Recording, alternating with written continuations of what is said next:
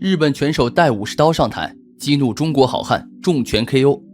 今天我们来看一场十分解气的比赛啊！中日搏击大战一直都是拳台上最具看点的比赛。由于种种原因，中日之间的拳手每次都是打得异常激烈，几乎是水火不容。下面要说的便是一场经典的中日自由搏击大战。一出场就可以看到日本选手平山金带了一把50刀上台，并且在擂台上挥舞了几下，颇有耀武扬威的意思，并且满脸的嬉笑。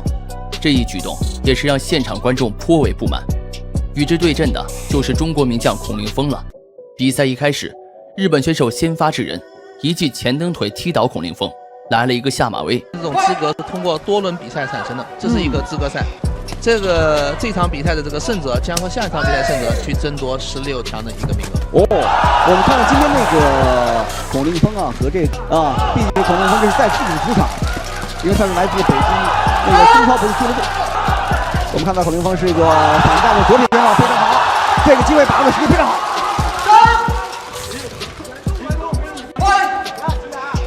孔令锋的教练在这个拳台希望能稳住。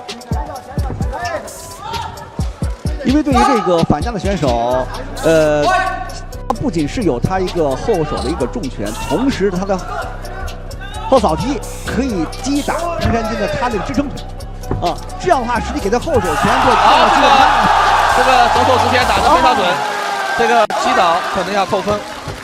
孔令锋也是被打出了火气，拳法左右开弓，一度把日本选手逼至绳脚，并将其重拳击倒。在愤怒状态下，孔令锋明显占有优势。那视情况来定，因为出于保护这个运动员的角度。对。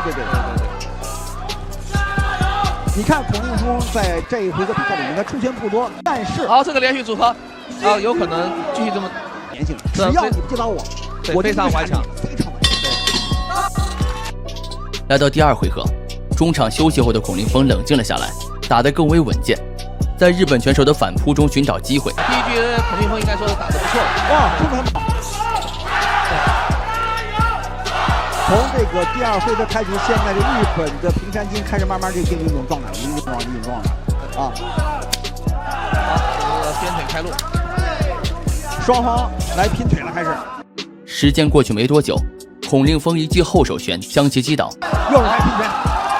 孔令锋的拳很快，对，也很准。又是一个后手持拳，后手重拳，打得好。左手的后手重拳，长裁判。5秒后，孔令锋没有再给日本选手喘息的机会，一鼓作气再次击倒平山金。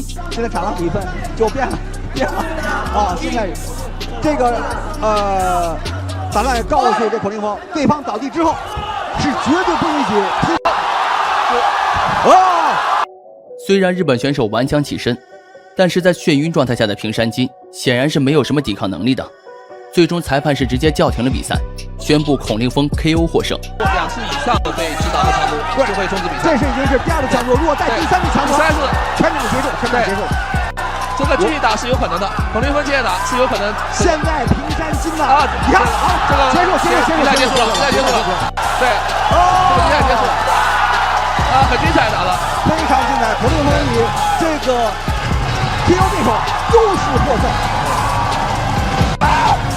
顺利晋级可以进入这个决赛了，进入决赛。